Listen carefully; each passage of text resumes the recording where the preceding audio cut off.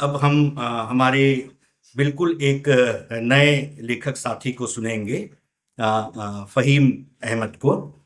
फ़हीम अहमद अपनी पहली कहानी गंध तराशते दरवेश का बयान से काफ़ी चर्चित हुए। कुल जमा उन्होंने 2 कहानियां ही लिखी है, लेकिन उन दोनों कहानियों से अनंत कहानियों की संभावनाएं और अच्छी कहानियों की संभावनाएं इन्हीं दोनों कहानियों से दिखाई पड़ती है। रंगकर में वो बहुत सक्रिय हैं, रंगकर्मी हैं और अब तो एक स्वतंत्र रूप से अपना काम कर रहे हैं। तो मैं फ़हीम भाई से अनुरोध करता हूं कि आकर के अपनी बात रखें। फ़हीम भाई। एक छोटी सी कहानी से शुरुआत करता हूं। एक प्रेमी था, बिल्कुल सूफियों की सीरत जैसा, जिसकी एक प्रेमिका थी। उसकी सीरत जैसी या कि उसके हिज्र में वो जैसी होती गई थी। कई बरस उसको पाने की जिद में इंतजार करते हुए कि एक दिन उसका प्रेमी लौट आएगा और दोनों शादी करके नई दुनिया बसाएंगे। वो एक दिन आया, प्रेमी लौटा। प्रेमिका के लिए हिज्र खत्म हुआ जैसे उसने रोजा खोला हो। मगर प्रेमी जब लौटा तो इतना समझदार नहीं हो पाया था, या कि होना नहीं चाहता था कि प्यार करके शादी क्यों करनी है। पर प्रेमिका दोनों तरह की दुनिया चाहती थी, प्रेमी की भी और अपनी भी। और हुआ यूं कि प्रेमिका के लिए ईद नहीं हुई, उसके लिए रोजे फिर से शुरू हो गए। प्रेमी इस पश्चाताप में डूबता गया कि उसे किसी ने प्यार ही नहीं किया, बल्कि कई बरस उसके लिए इंतजार करते हुए प्यार किया। पर चाहकर भी वे शादी करने को खुद को मना नहीं पाया और एक दरगाह जाकर उसके लिए धागा धागा बांधाया। मुराद मांगी कि उसको उसके दुखों से मुक्ति मिले और मुझसे बेहतर कोई प्रेमी मिले। इसके बाद कुछ सालों बाद उस प्रेमिका का कॉल आया और उसने बताया कि उसकी शादी हो चुकी है, वो भी लव मैरिज, वो भी घर से भागकर, वो भी दूसरी कास्ट में। प्रेमी सुनता रहा, उसे समझ नहीं आया कि खुश हुआ जाए या दुखी। पर फिर भी बोला कि चलो, मेरी कोई मुराद तो पूरी हुई। प्रेमिका ने जोर देकर पूछा, कौन सी मुराद? वही जो तुम्हारे लिए मांगी कि तुम्हारे दुख को खत्म करने वाला कोई प्रेमी आए, मुझसे बेहतर, जो तुमको जहां भर के खुशी दे। प्रेमिका ने प्रेमी की मुराद सुनी, कुछ पल शांत रही और इतना कहकर कॉल काट दी, कायर लोग दुआएं और मुरादें ही मांगते हैं। इस कहानी में प्रेमी जिस उम्मीद में जाकर धागा बांधता है, मैंने भी उसी उम्मीद में आकर कहानियां लिखी। पर जैसे प्रेमी अंत में और ज्यादा पसोपेश और ज्यादा उलझन और बेचैनी में मुब्तला हो जाता है, उसी तरह आज मैं भी हूं। क्योंकि जिन 2 कहानियों के पूरा होने की यात्रा को आप लोगों से साझा कर रहा हूं, उन्होंने मुझे अभी तक सुकून नहीं दिया। क्यों? वही आज मेरी बात का आधार है। मैंने पहले पहल कहानियां 2012 से 15 के बीच में लिखना शुरू की थी। चाहत थी कि अभाव से बीते और भरे जीवन में कुछ तो पूरा हो, कुछ तो जीवन का अधूरापन कम हो। उससे उपजी जितनी तरह की बेचैनियां हैं, उन्हें कुछ ठोस ठिकाना तो मिले। लेकिन उस समय यह संभव नहीं हुआ, इसलिए कि जिस फोर्स से मैं कहानियां लिखने की कोशिश कर रहा था, उससे बस कहानियां पूरी हो रही थी, लेकिन वो बात नहीं आ रही थी जो मैं चाह रहा था। जिस तरह की कहानियों को मैं पढ़ने की चाह रखता था, वो बात नहीं आ रही थी। एक उदाहरण से बताता हूं। 2010 से 17 के बीच का जो दौर बहुत संक्रमण का रहा, जो बहुत अस्थिर, भ्रमित, बहुआयामी और नियंत्रित होने के साथ साथ अवसादग्रस्त, गुस्सेल, छल कपटी, हिंसक और त्रासदियों के हास्यास्पद होने में बदल रहा था, इसे जिस तरह हिंदी के लेखकों ने भरपूर मात्रा में बहुत बाद में आकर दर्ज करना शुरू किया, उसे हिंदी सिनेमा के लेखक, निर्देशक, स्टैंड अप कॉमेडियन, रैपर, गीतकार अपने ढंग से उसी समय में व्यक्त कर रहे थे। मेरी खौफ थी कि मैं पत्रिकाओं और संग्रहों में जिस तरह की कहानियां पढ़ता और खुद में भी जिस तरह की कहानियां लिखने की कोशिश कर रहा था, वो हमारे इस दौर को रिफ्लेक्ट नहीं करा पाती थी। कहानी एक आयामी होती जाती या बहुआयामी होती भी, तो अलग अलग हिस्सों में जाकर, जिससे मेरे समय की वास्तविकता को समझने का एक संपूर्ण नजरिया बन नहीं पाता। मैंने अपने इस द्वंद्व और कोफ्त को अनिल यादव और महेश मिश्र की बातचीत में पाया, जो अभी पिछले महीने समालोचन में छपा है। अनिल यादव कहते हैं, इसलिए उस वास्तविकता को एक साथ ही अधिकतम आयामों के साथ ताकि उनको पढ़ने वाला, देखने वाला, सुनने वाला ग्रॉप्स कर सके, उसको रखना पड़ेगा। यानी मैं जो अपने समय की वास्तविकता को कहानी में ढाल नहीं पा रहा था, वो यही थी कि कहानियों में अपने समय के आयामों को एक साथ नहीं साध पा रहा था। इसलिए जब मुझसे यह संभव नहीं हुआ तो तंग आकर कहानी लिखना छोड़ दिया और कविताएं लिखने लगा, क्योंकि मुझे ये नहीं था कि कहानियां ही लिखनी है। साथ साथ में थिएटर से भी जुड़ा था, जो कि अब तक हूं। कुछ नया और अनूठा क्रिएट करने की एक सनक थी, जो अपने समय, अपने आसपास की दुनिया, अपने जीवन की विसंगतियों को अनूठे शिल्प, तकनीक और भाषा में दर्ज कर सके। मैं केवल कथ्य में नयापन होने का हिमायती नहीं हूं, शिल्प स्ट्रक्चर में ना सही, कहने की तकनीक और भाषा में नयापन हो, लेकिन हो जरूर। इसलिए अगर कथ्य के अलावा और कुछ में नयापन नहीं होगा तो शायद मैं लिखना पसंद नहीं करूंगा, या फिर उस विधा को ही लिखना छोड़ दूंगा, उस विधा में ही लिखना छोड़ दूंगा। आगे चलकर कोविड के खत्म होने तक कविता मुझसे इसी जिद में छूट गई। नहीं तो मैं कहानीकार होने से पहले आप सबकी स्मृतियों में कवि के रूप में दर्ज हुआ होता। और फिर अंततः कविताओं से दूर होने के बाद मैं फिर से अपने अभाव से भरे जीवन, कुछ अनूठा क्रिएट करने की सनक और अपने समय की वास्तविकता को कहानियों में दर्ज करने के लिए जुट गया। दोबारा पिछला लिखा हुआ कई सालों का भूल कर वो पहली कहानी लिखने की कोशिश में जुटा, जिसके लिए कुछ कुछ मुख्य बातें बहुत ही स्पष्ट थी मेरे लिए। अपने नाम की कहानियों की संख्या नहीं बढ़ानी है। दूसरा, सबसे पहले अपने समय को दर्ज करती हुई कहानियां ही लिखनी है, जो अगर 21वीं सदी के तीसरे दशक में लिखी गई हो तो वो दिखे भी उसी समय की वास्तविकता को दिखाने वाली। छोटे फलक की कहानियां नहीं लिखूंगा। ऐसी किसी घटना या विचार को आधार बनाकर कहानी नहीं लिखूंगा जिनमें थोड़ा बहुत ही नयापन होगा, क्योंकि हर कोई तो सब कुछ सारा सच जानता ही जा रहा था। सोशल मीडिया, यूट्यूब, रील्स की दुनिया, फिल्मों, वेब सीरीज ने इतने तरह के भेदभाव की किस्में, सांप्रदायिकता के रूप, सिस्टम के डार्क से लेकर ग्रे शेड, प्यार के अथाह रंग, घोटाले, स्त्री, दलित, जाति और अल्पसंख्यक समुदाय की अस्मिता के प्रश्न, विज्ञान की अद्भुत जानकारियां, सब कुछ इतने विस्तार से परोस दी गई थी या परोसी जा रही थी कि अगर थोड़े बहुत नएपन के साथ लिखने से दोहराव की संभावना 100% आनी तय थी। चौथा, कथ्य को कैसे रचा जाए, किस नए स्ट्रक्चर में ढला जाए, उस कथ्य में छुपे रूपों को नए आयाम मिले। यानी कि मेरे लिए कथ्य से ज्यादा महत्वपूर्ण हो गया था कि मैं उसे किस रूप में रचने वाला हूं। इस तरह इतनी तैयारी के साथ जब मैं अपनी पहली कहानी से अपनी जिद के पैमानों को सिद्ध करना चाहता था, वो भी सबसे पहले खुद के लिए, यानी आत्मसंतुष्टि के लिए कि हाँ, मैं भी अपनी व्यथा को कहने के साथ साथ अपने समय की कहानी कह सकता हूं। लेकिन 2.5 साल में 3 कहानियां लिखकर भूलता गया, अधूरा छोड़ा, छपने के लिए कहीं नहीं दिया। इस बीच कई बार ख्याल इस बात को स्वीकार करने के लिए भी आया कि शायद मेरे लिखने में कोई बात नहीं है, कविता छूटी तो अब फाइनली कहानियों को भी छोड़ देना चाहिए और कुछ क्रिएट करने की भूख को नाटक और फिल्मों में लिखने के जरिए मिटाया जाए। फिर एक दिन मुझे उस कहानी के प्लॉट से मुलाकात हुई, जो मेरी पहली कहानी हुई, गन तलाशते दरवेश का बयान। 2021 का यही नवंबर का महीना था। स्कूल में पढ़ाता था उन दिनों। वहां एक कमाल की घटना हुई कि जिसने मुझे मेरी पहली कहानी के विचार तक पहुंचाया। स्कूल में एक टीचर के समलैंगिक होने का पता चला था कि उसने स्वयं को सबके सामने समलैंगिक घोषित कर दिया है। इस एक बात से मुझे अपने स्कूल की, जब मैं पढ़ता था तो एक घटना यकायक याद आ गई, जिसमें एक टीचर और एक बच्चे के बीच उनके समलैंगिक रिश्तों को लेकर काफी माहौल गरमाया था।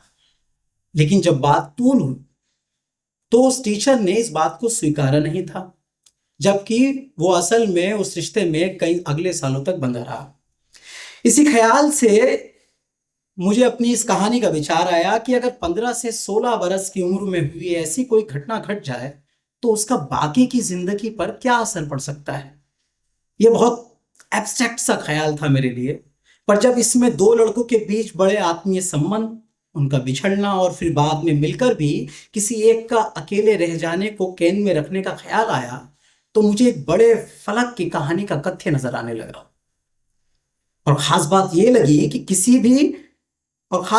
लगी कि सारे मुख्य पात्र मुस्लिम परिवेश से थे और क्षेत्र विशेष भी पश्चिमी उत्तर प्रदेश था। इसे लिखते हुए मैं सोचने लगा कि कितने तरह के द्वंद्व से जूझा जा सकता है, उन्हें एक्सप्लोर किया जा सकता है। इतने सब के बाद भी मैं कई महीने लिखने से इस ख्याल को टालता रहा, क्योंकि मैं दो दोस्तों के बीच के आकर्षण को सरल और सीधे सपाट रूप में लिखने के लिए तैयार ही नहीं हुआ। क्योंकि मुझे 2000 बाद का जो समय है वो मुझे जादू सा लगने लगा था। मैं ऐसा सोचता कि आप जो सोचते हैं वो पूरा हो सकता है। इसलिए कहानी के कहन अंदाज में यथार्थ के साथ जादू और फैंटेसी की परत होनी चाहिए, जो कहानी की नई आत्मा बनकर उभरे। इसलिए जब गंध को दोनों दोस्तों के बीच का केंद्र बनाने का ख्याल आया कि मुख्य किरदार जिसमें हर किसी को लोगों की स्मेल से पहचानने की सिफत होगी, लेकिन सिर्फ एक दिन एक लड़के से उसकी एक अलग तरह की स्मेल आएगी और उसकी सिफत को खत्म कर देगी, और उसके जीवन में उस लड़के की केवल और केवल यही स्मेल, यही गंध रह जाएगी। जब मैं इस ख्याल के साथ आगे बढ़ा तो ह्यूमन इंटीमेसी और सेक्सुअलिटी को कई नए आयाम मिलने की संभावना नजर आने लगी, और ये भी कि गंध भी, एक स्मेल भी किरदार के रूप में कहानी के साथ साथ अपनी एक नई पहचान बनाएगी। इसके पूरे होने में पशोपेश बहुत सारे रहे। एक तो यही कि ये बहुत लंबी कहानी होती जा रही थी। दूसरा, मैं गंध को एक किरदार में ढालते हुए नहीं देख पा रहा था, क्योंकि शुरू के ड्राफ्ट में कहानी के मुख्य किरदार इरफान को बस लड़कों से ही स्मेल आती थी। लेकिन अंतिम ड्राफ्ट तक पहुंचते पहुंचते जब मैं उसमें एक लड़की को ले आया जिसमें से उस लड़के जैसी गंध आती थी, जिसने इरफान की जिंदगी को तबाह किया, और बस यही पूरी कहानी के डायनेमिक्स को बदल गया और इरफान को दरवेश बनने की यात्रा पर ले गया। 1.5 बरस, 10 ड्राफ्ट और अंत में 2 भागों में गंध के जरिए एक दूसरे को चाहने की मानवीय वृत्ति की तलाश में मिली भटकन, मजहब और दुनिया की दहलीज की दलीलें, और उनसे पैदा हुई हिंसा के रूप, अकेलापन, विछोह की एक कहानी में पिरोते हुए एक शदीद और लंबी कहानी तैयार हुई, जिसे आप सब में से कुछ ने पढ़ा होगा और बाकी शायद बाद में कभी पढ़ पाए तो उससे मुलाकात होगी। पर इतनी लंबी कहानी लिखने के बाद भी कुछ महीनों में मुझे ऊब होने लगी थी। शायद मैं उस तरह की कहानी नहीं लिख पाया था, ऐसा मुझे खुद पर भरोसा होने लगा कि एक तो उस कहानी का जो पहली कहानी है उसका टाइम फ्रेम ही 2007 और से लेकर 2014 के बीच का था, और मैं कहानी 2023 में लिख रहा था। मेरी खुद की जिद थी, इसलिए मुझे लगा कि मैं अपनी जिद को पूरे करने वाली लीक पर नहीं आ पाया हूं अभी। इसी की तलाश जब हुई तो अगली कहानी हॉल को पूरा करने बैठा, जो कि पहले से ही कई हिस्सों में अधूरी पड़ी थी। इस हॉल कहानी को लिखने की अनुभूति मुझे 2006 में आई डैन ब्राउन के उपन्यास पर आधारित एक फिल्म द विंची कोड को दोबारा देखने पर महसूस हुई थी।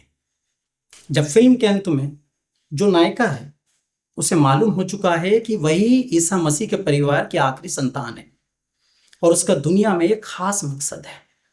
उस समय वो एक पुरानी इमारत में होती है, अपने पुरखों के नामों को पढ़ रही होती है। उसे देखते हुए पता नहीं क्यों मुझे महसूस हुआ कि आगे घटने वाली किसी घटना का इल्हाम हो सकता है, और तुरंत मुझे साथ ही साथ ये भी ख्याल आया कि कुछ सालों पहले मुझे हॉल उठती थी पेट में और फिर कुछ अनहोनी होने की खबर मिलती थी। यहीं से मुझे मेरी दूसरी कहानी का ख्याल आया कि मुख्य किरदार को पेट में हॉल उठेगी, और जब उठेगी तो उसे आगे घटित होने वाली अनहोनी के बारे में इल्हाम होगा। लेकिन इस विचार के साथ मेरी सारी परेशानी शुरू हुई, क्योंकि इस कहानी में भी शरीर से जुड़ी एक मानवीय वृत्ति थी। इसलिए जरूरी था कि अब नया कथ्य और उसका नया स्ट्रक्चर हो, क्योंकि अब बीते हुए दशक की कहानी नहीं कहना चाहता था, भले ही भविष्य की क्यों ना तो हो। साथ ही मन में कहीं ना कहीं कॉर्पोरेट सेटअप और कंटेंट क्रिएटर के क्योस को कहने की इच्छा थी। धीरे धीरे दोनों साथ लेकर जब मैं आगे बढ़ा तो एक कथ्य तैयार किया कि जब जब किरदार को हॉल उठेगी तो मिलीनियम शहर से लोग गायब होंगे। धीरे धीरे हॉल का बढ़ते जाना, फिर लोगों का गायब होते रहना, उससे पैदा हुए कियोस से सांप्रदायिकता को नए आयाम से कह पाऊंगा। क्योंकि हम अपने जीवन में ना चाहकर भी सांप्रदायिक होने की हवा से बच नहीं पाए। और जब 2024 में राम मंदिर में राम जी की प्राण प्रतिष्ठा के अवसर की हवा मुझे और चुभी, राम जी की प्राण प्रतिष्ठा से नहीं, उस पर आई दोनों और कई समुदायों की प्रतिक्रियाओं से जो सोशल मीडिया पर छाए रहे, जो लोगों के अंदर छुपी हुई थी, इसलिए मेरे ध्यान में इन छुपी हुई प्रतिक्रियाओं को वो फांस की तरह चुभने लगी कि जब मैं इस कहानी को रच रहा था, ये फांस लगातार मुझे परेशान कर रही थी। धीरे धीरे जब कथ्य तैयार हुआ, मिलीनियम शहर में कंटेंट क्रिएटर्स के स्टार्टअप की दुनिया, उसमें आज के लव एंड रिलेशनशिप वाले प्यार का उठान और गिराव, और फिर लोगों के गायब होने की धुन का फैलना जो धीरे धीरे लोगों के भीतर घुली हुई सांप्रदायिकता को उभारती गई। कुछ इस बिना पर कि जैसे उसका जो एक किरदार है रांझा, जो कि इन्फ्लुएंसर होता है, वह कुछ इस तरह उसका किरदार होता है। उसके बारे में एक विवरण है कहानी में। उस वीडियो में रांझा ने लोगों के गायब होने को एक षड्यंत्र की तरह बताया कि ये हिंदुओं की संख्या को कम करने का पाकिस्तानी मुसलमानों का षड्यंत्र है, क्योंकि गायब हुए लोगों में से 90% से ज्यादा संख्या हिंदुओं की है। यदि केवल मुसलमान शब्द होता तो शायद ये कंटेंट इतना तूल नहीं पकड़ता। साथ में पाकिस्तान शब्द के प्रयोग ने लोगों में देशभक्ति का बिगुल ऐसा फूका कि लोगों की प्रतिक्रियाएं 70 से लेकर 1000 साल की स्मृति के बीच दोलन करने लगी। इतना रिलेवेंट कथ्य लगने के बावजूद भी मैं कहानी के कहन अंदाज और उसके स्ट्रक्चर से नाखुश रहा। वो कई महीनों तक फिर से इसी द्वंद से जूझता रहा कि मैं इसे लिखूं कैसे, इसमें स्ट्रक्चर तो कुछ नया आ नहीं रहा है।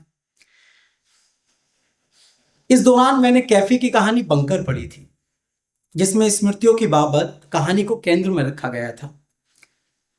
पहले सोचा कि ऐसा होना नहीं चाहिए, लेकिन स्मृतियों के जरिए कहानी कहने की चाह को रोक नहीं पाया और मैंने तय किया कि हॉल कहानी में दिमाग को नरेटर बनाया जाए और एक गुप्त प्रयोगशाला में जहां वो पहुंच चुका है, जहां एआई नुमा रोबोट उस दिमाग से उन स्मृतियों को अपने अंदर भर रहा है।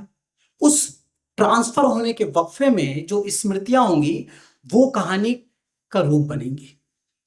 और जब मैंने इस प्रोसेस, इस स्ट्रक्चर को कहानी में ढाला, तो मुझे महसूस होने लगा कि शायद मैं जिस कहानी के रूप की, जिस स्ट्रक्चर की तलाश करने बहुत पहले निकला था, वो मुझे मेरी दूसरी कहानी में आकर आधा मिल गया, अपने समय की, अपने वक्त के साथ और जिस तरह की कहानी में कहना चाहता था।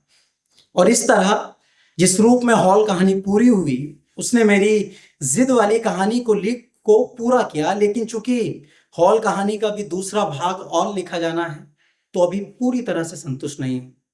इसलिए मैंने शुरुआत में कहा था कि जिस प्रेमी की कहानी को मैंने भी सुनाया है, मैं उसी अभी पसोपेश में हूं कि मैं अपने समय की वो कहानी लिख भी पाया हूं अभी या नहीं, जो मुझे लिखनी है।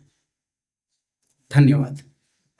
दो ही कहानियों की उन्होंने रचना यात्रा से जुड़े जो पहलू थे उसके बाबत अपनी बातें रखी, और निश्चित तौर पर जाहिर तौर पर LGBTQ+ जो समुदाय है उसकी कहानियां अब भी हिंदी में कम ही हैं। कुछ चुनिंदा कहानियों को आप बतौर कहानी याद कर सकते हैं। और ऐसे ही राम मंदिर वाला जो जिक्र हुआ, हम लोग तो उत्तर भारत जो भी उत्तर प्रदेश से आया है वो उस पूरी भयावहता को देख और समझ ही रहा होगा, और फ़हीम जी तो और भी इस बात को समझ रहे होंगे। तो वहाँ दोनों से वो कहानी लेकर के आते हैं। और एक जो बात ये है, मुझे लगता है ये हर कलाकार के भीतर की एक चाहत होती है कि कुछ नया कहने की कोशिश, वो कोशिश सफल हो या असफल हो एक दिगर मामला है, लेकिन ये चाहत जिस कलाकार के भीतर है, जिस रचनाकार के भीतर है, वो हमेशा अपने नया कहने के तौर तरीकों की खोज करता है। कभी कभी वह पा भी जाता है, लेकिन ना भी पाए तो भी उसकी तलाश लगातार जारी रहती है। और फ़हीम की इन दोनों कहानियों में ये बात दिखती है। तो इस वक्तव्य के लिए, शानदार आत्मीय वक्तव्य के लिए मैं उन्हें धन्यवाद देता हूं।